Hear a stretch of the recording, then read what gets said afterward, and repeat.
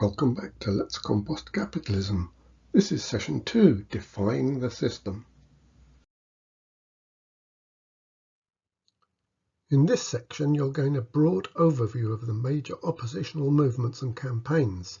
We'll take a look at how their targets relate to the capitalist system, how they challenge conventional politics, and how they oppose mainstream economic theories and practice. Whilst many of these campaigns are not explicitly anti-capitalist, they do come up against powerful barriers which block effective action. These range from the growth-driven nature of capitalist production, misleading disinformation projects, heavy-handed, often lethal policing, and national political leaders and states in bed with the enemy.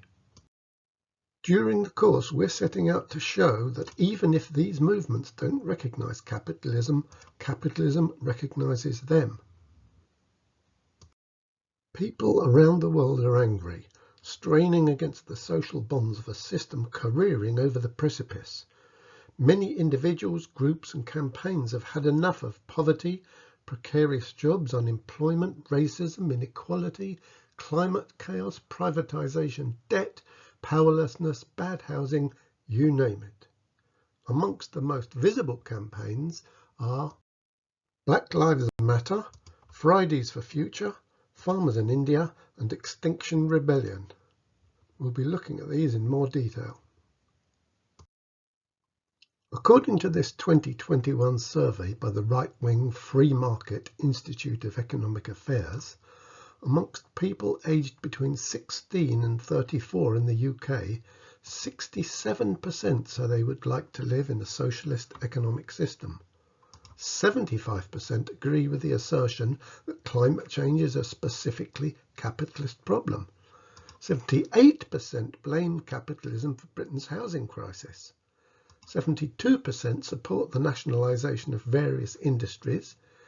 72% believe that private sector involvement would put the NHS at risk, and 75% agree with the statement that socialism is a good idea, but it has failed in the past because it's been badly done.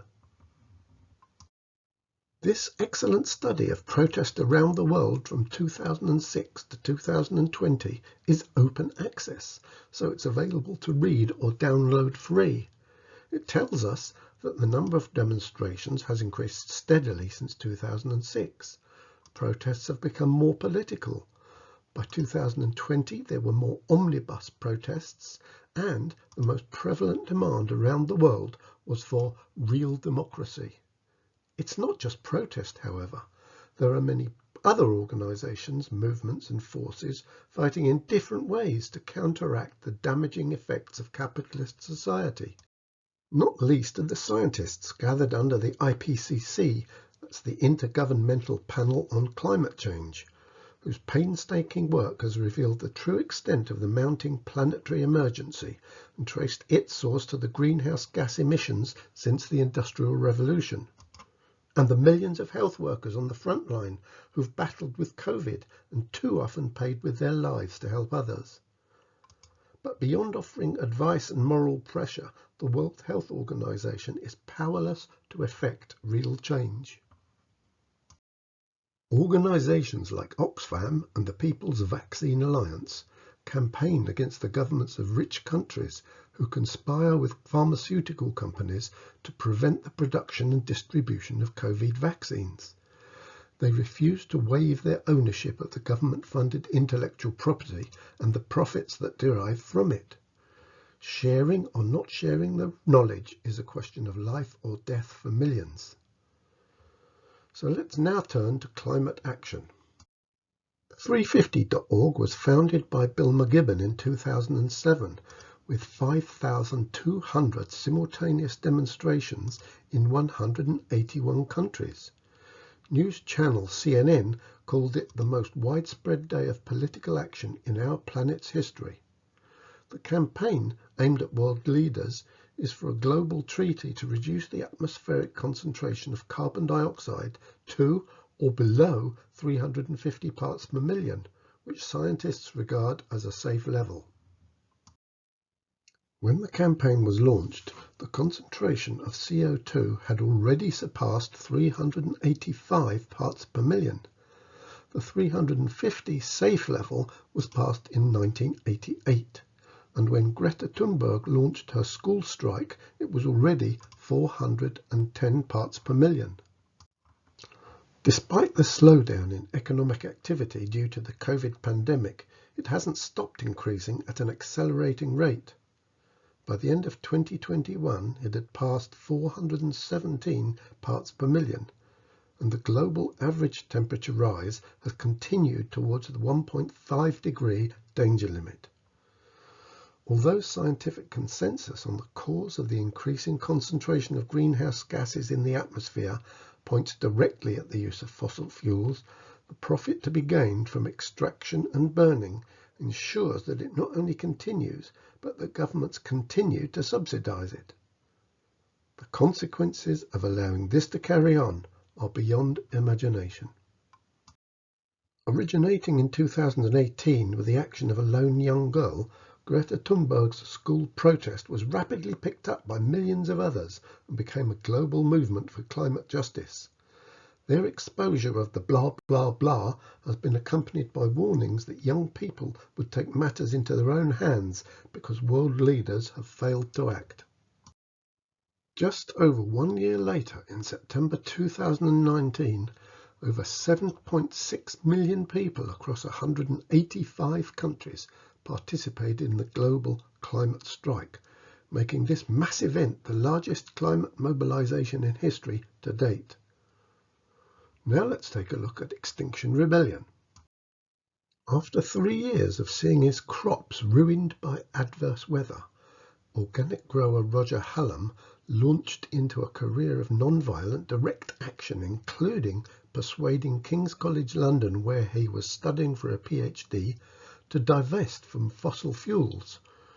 With activist Gail Bradbrook, Hallam became a co-founder of Extinction Rebellion in 2018.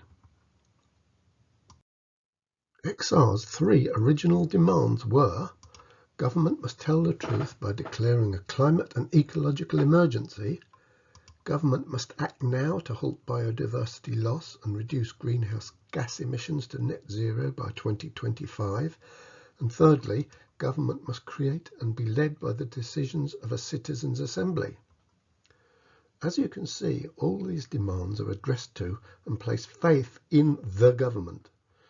And XR is a loosely networked, decentralized grassroots movement with a largely autonomous local groups.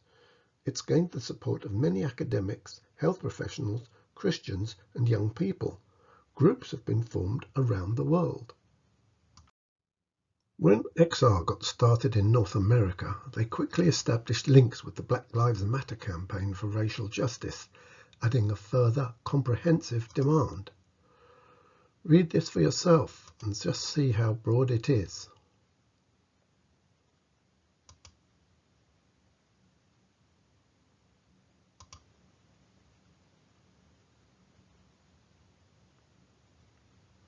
With its tactics of demands on government and non-violent action to raise awareness, XR's activists set out to provoke the state into action, aiming for numbers of arrests that will fill the jails, overwhelming the system.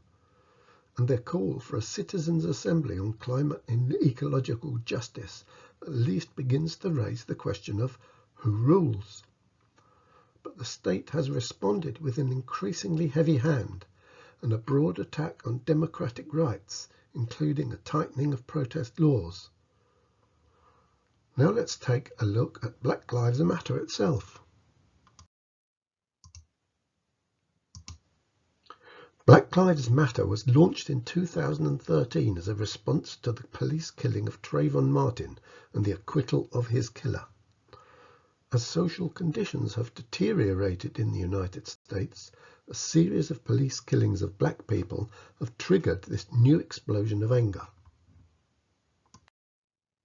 In July 2020, the New York Times reported that Black Lives Matter may have become the largest movement in US history. Between 15 and 26 million people in the United States participated in demonstrations. There were similar protests overseas. According to Douglas McAdam, it looks for all the world like these protests are achieving what very few do, setting in motion a period of significant, sustained, and widespread social and political change. We appear to be experiencing a social change tipping point that is as rare in society as it is potentially consequential. Read this again and let it sink in for a moment.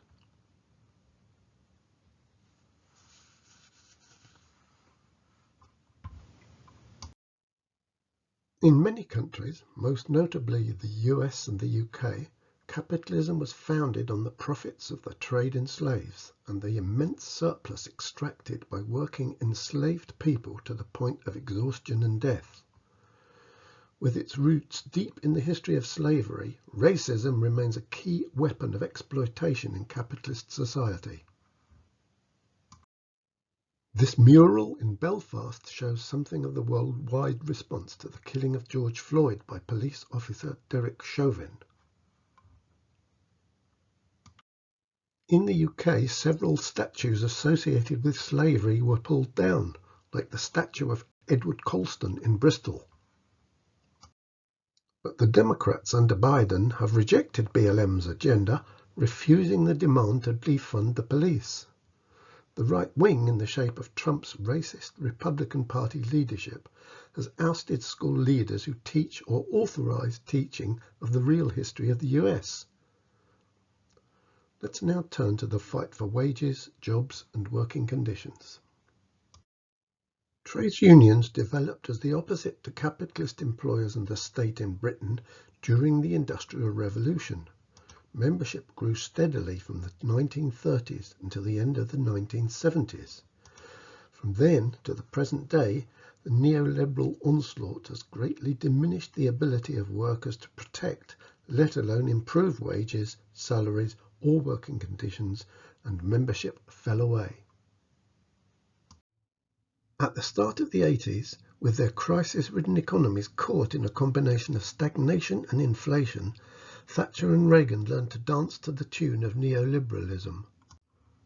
On August 5, 1981, President Ronald Reagan fired 11,345 striking air traffic controllers, declared their union, PATCO, illegal, and barred them from ever working again for the federal government. In Britain, in 1984, Margaret Thatcher mobilised all of the state's forces in near civil war conditions to defeat the miners' strike against pit closures. Manufacturing and the jobs that go with it were transferred to low-wage countries, China, Mexico, and many others. Membership, and along with it the percentage of workers organised in trade unions, shrank. Wages in the rich countries stagnated or declined. Sick and holiday pay and pensions, hard fought for by trade union action over decades, were eliminated for the majority. Conditions for all workers deteriorated to inhumane levels, highlighted by fires and factory collapses in the Bangladesh garment industry. Neoliberal governments and corporations conspired to return employment to the conditions of exploitation prevalent in the early days of capitalist society: child labour, long hours, no contracts, employment by the day, and dangerous conditions. Recent years have seen signs of recovery. 2012 saw the founding of Industrial, a global union federation representing more than 50 million working people in more than 140 countries. According to their website, Industrial challenges the power of multinational companies and negotiates with them on a global level. It fights for another model of globalization and a new economic and social model that puts people first, based on democracy and social justice. The organisation brings together affiliates of a number of former global union federations. Its plan for 2021 to 2025 declares, "Another world is possible and necessary. To achieve it, we need global union solidarity and cooperation for peace, democracy and rights. Our mission is to secure social justice, equality and equity with a decent standard of living for all. A real weakness, however, is the failure to identify capitalism itself, particularly in its platform-based, globalized corporate form, as an opponent. 2017 was a big year in Britain and elsewhere for union action on precarious work. United Voices of the World and Justice for Workers successfully campaigned to bring all cleaners in-house at the LSE and SOAS universities. A new union, the International Workers of Great Britain, won the appeal made by Uber of an employment rights case. Ritzy cinema workers, unionised by Becto, entered the second year of their strike for a living wage, and McDonald's workers, with the Bakers Union, went on strike in the UK for the first time in their history. That autumn, precarious workers in a number of different unions marched across central London. 2 marches, in September and November, were organised by the IWGB to highlight struggles against low wages, poor conditions and persistent exploitation of workers.